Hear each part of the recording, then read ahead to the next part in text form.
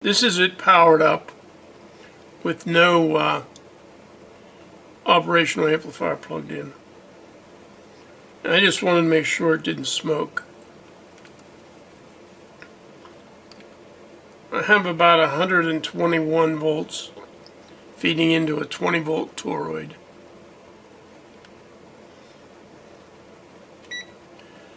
That has an output at no load of 21 volts. That produces a DC voltage of just a little under 30 volts. And this is the negative rail. The negative output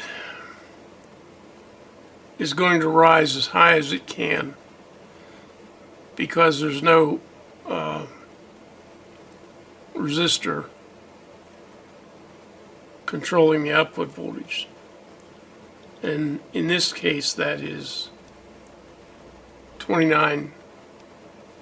The positive voltage is a little lower, but it's maxed out by this potentiometer. I don't have the fans powered because there's no load being drawn. So both halves are working as you would expect, without an operational amplifier and without a voltage adjustment for the negative side. I recommend not exceeding 33 volts at the positive and negative rail. I'm going to begin fabrication of the daughter board. Now the daughter board started out as a 4 centimeter by 6 centimeter perf board. And these are available on Ali, Banggood, and eBay. I'm going to orient the board so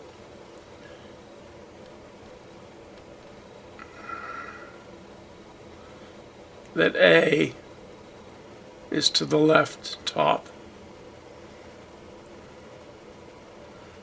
And we're going to cut off back to R here. So the board ends up being like this. I've cut these corners off, and I've cut this end of the board off.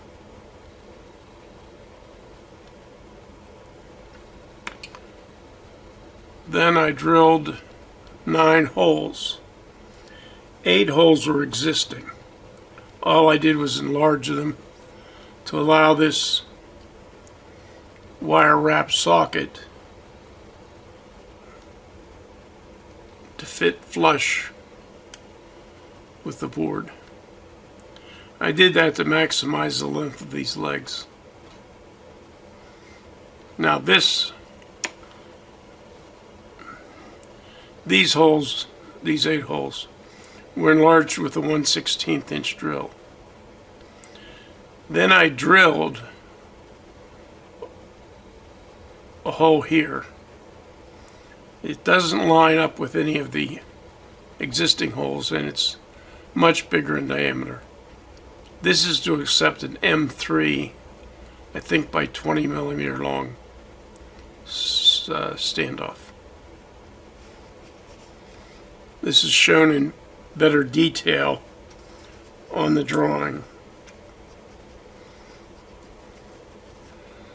Now the location of these holes, there's 4 of them,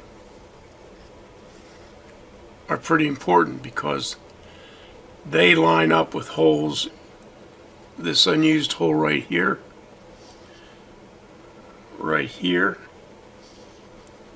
right here, and right here.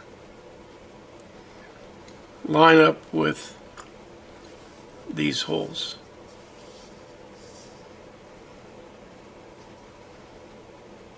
And of course these 8 holes have to line up with the dip socket.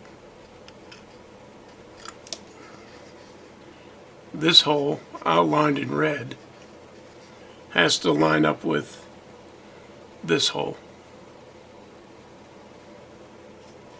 Other than maintaining the alignment of these 12 holes, the component location is up to the builder. We'll end up with something like this. Of course, there'll be a dip socket on the motherboard. Quite a few fans running now. The dual electronic loads got a set of fans. These fans are powered up. No heat. A little bit of heat. These are the fan power. The fans are powered by a bench supply separately from this. This is positive output meter, negative output meter. Right now, we're drawing half an amp, equally distributing each supply is a half amp.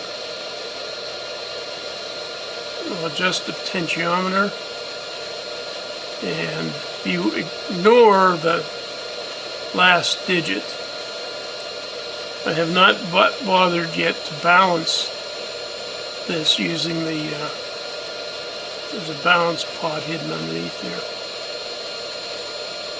there. And the only one I could find was a side adjust. I wish I had a top adjust. Okay, so we'll go up. I'll stop anywhere. Now remember, we're two different meters here.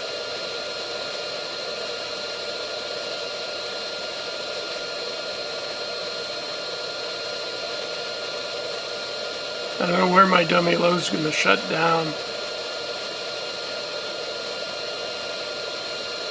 on over voltage.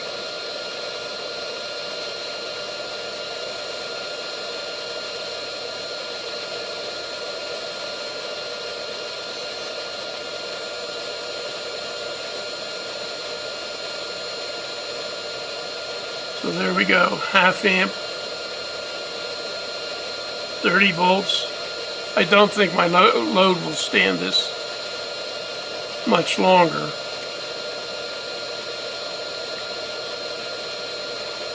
In other words, I don't feel I can increase the current. But I'm load limited, not because of the supply.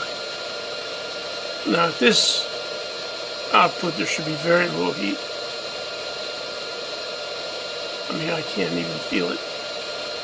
But if we go back down, of course, the heat increase here will go up.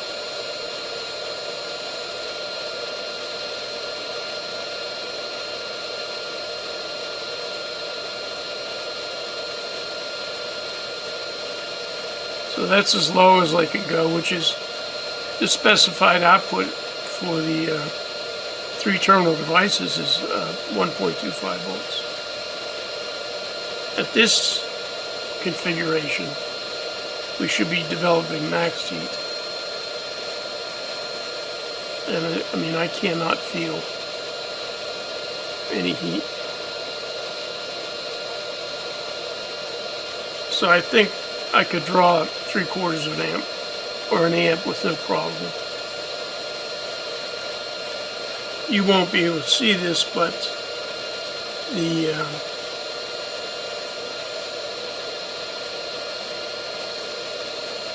positive unregulated supply says 32.7, and over here it says 32.7. So the toroid is pretty well balanced. I'll see if I can try to balance the outputs a little bit. So I'm trying to balance it, but I'm not getting a good perch on the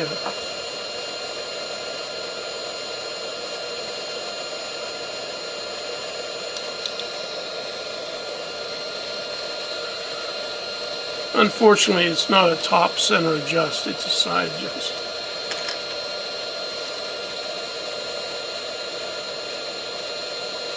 So I could trim this and make it track better.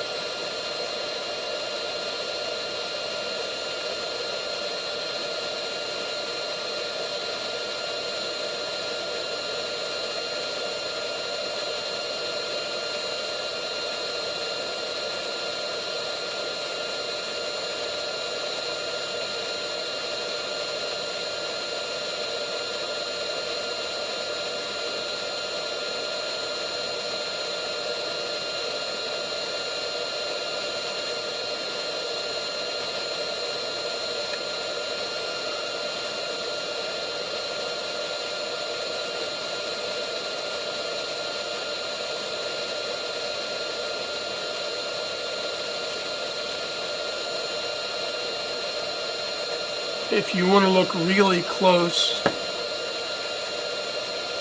at that heat sink, you notice I mounted it the other way around than what's shown in the drawing. That was to get the input and output terminals in a more convenient wiring location. By rotating it, this pin over here connects to that, and in the rotating position, this pin goes up here to pin 8.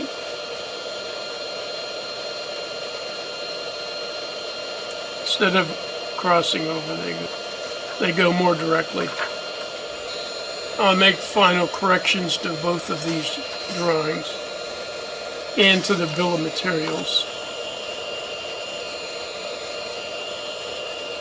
And I'll put a link to them in the description.